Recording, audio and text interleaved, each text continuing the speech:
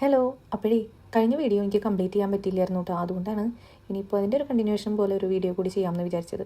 അപ്പോൾ ഇനിയുള്ള ഭാഗമൊന്നും നമുക്ക് കേട്ടാലോ. അങ്ങനെ ഞങ്ങൾ ഇങ്ങനെ കാഴ്ചകൾ എനിക്കിങ്ങനെ കാഴ്ചകൾ കണ്ടിരിക്കാൻ ഭയങ്കര ഇഷ്ടമാണ്. പക്ഷേ ഈ റൂട്ട് മാപ്പൊക്കെ കണ്ടുപിടിച്ചതിന് ശേഷം കാഴ്ചകൾ കാണുള്ള ഈ പറഞ്ഞ പോലത്തെ അവസ്ഥയും ഞാൻ തന്നെയായി വഴികാട്ടിയും വഴി തെറ്റിക്കുന്ന ആളും. കാഴ്ചകൾ കണ്ടിരുന്നു കഴിഞ്ഞിട്ടുണ്ടെങ്കിൽ എത്തേണ്ടോടത്ത് എത്തില്ല എന്നുള്ളത് കൊണ്ട് തന്നെ ഞാൻ കൂടുതൽ അതിലേക്ക് ഇൻവോൾവ് ആവാൻ നിന്നില്ല. അത് വീഡിയോ എടുക്കണം എന്നുള്ള കാര്യം മറക്കരുതല്ലോ. അപ്പോൾ ഇങ്ങനെ കുറേ വീഡിയോസ് ഉണ്ട് കേട്ടോ, പല സ്ഥലത്ത് പോയതൊക്കെ കാണുമ്പോൾ നല്ല രസമാണ്. അപ്പോൾ വീണ്ടും ഇങ്ങനെ എടുത്ത് നോക്കുമ്പോൾ ഒരുപാട് വർഷം കഴിഞ്ഞിട്ടൊക്കെ നോക്കുമ്പോൾ നല്ലതല്ലേ, നല്ലൊരു മെമ്മറി അല്ലേ.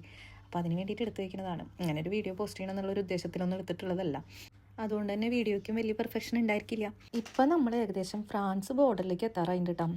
ഇതാണ് കേട്ടോ ഫ്രാൻസിൻ്റെയും സ്വിറ്റ്സർലാൻഡിൻ്റെയും ബോർഡർ വരണത്. ഇവിടെ ഞങ്ങൾ കടന്നു കഴിഞ്ഞിട്ടുണ്ടെങ്കിൽ ഫ്രാൻസിലെത്തി.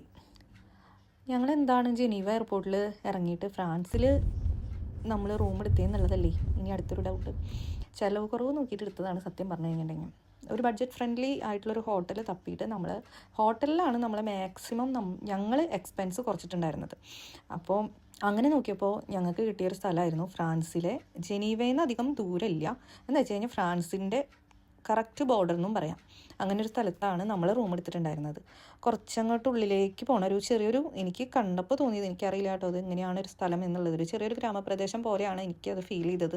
കുന്നും മലയൊക്കെ ആയിട്ട് നല്ല രസമുള്ളൊരു സ്ഥലം. ഒരു ഇൻഡസ്ട്രിയൽ ഏരിയയിലാണ് ഇന്ന് ഞങ്ങൾ സ്റ്റേ ചെയ്യാൻ പോകുന്ന ഹോട്ടൽ വരുന്നത്. അപ്പോൾ നമ്മൾ ഹോട്ടലിൻ്റെ എൻട്രൻസിലേക്ക് എത്താറായിട്ടോ. IPCൻ്റെ സർവീസ് ആണെന്ന് പറഞ്ഞപ്പോൾ തന്നെ ഞാൻ ഒരു മിനിമം എക്സ്പെക്റ്റേഷൻ എനിക്കുണ്ടായിരുന്നു ഹോട്ടലിൻ്റെ ഒരു വലിപ്പവും കാര്യങ്ങളൊക്കെ. പക്ഷേ ഞാൻ കണ്ടപ്പോൾ ഞാൻ അതിശയിച്ച് പോയി. ഒരു ചെറിയൊരു ഹോട്ടൽ. പിന്നീടാണ് എനിക്ക് മനസ്സിലായത് ഇവിടെ ഒരുപാട് ഇങ്ങനെയുള്ള ചെറിയ ചെറിയ ഹോട്ടൽസ് ഉണ്ടെന്നും IPCൻ്റെ തന്നെ പല പല കാറ്റഗറി ആയിട്ട്, അതായത് നമ്മൾ പ്രൈസ് ബഡ്ജറ്റ് കുറച്ചിട്ടുള്ള രീതിയിൽ മുകളിലോട്ട് അങ്ങോട്ട് ഫെസിലിറ്റീസ് കൂടുന്നതിനനുസരിച്ച് ബഡ്ജറ്റ് ഡിഫറൻസ് വരുന്ന ഒരുപാട് ഹോട്ടൽസ് ഉണ്ടെന്ന് പിന്നീട് എനിക്ക് മനസ്സിലായിട്ടോ.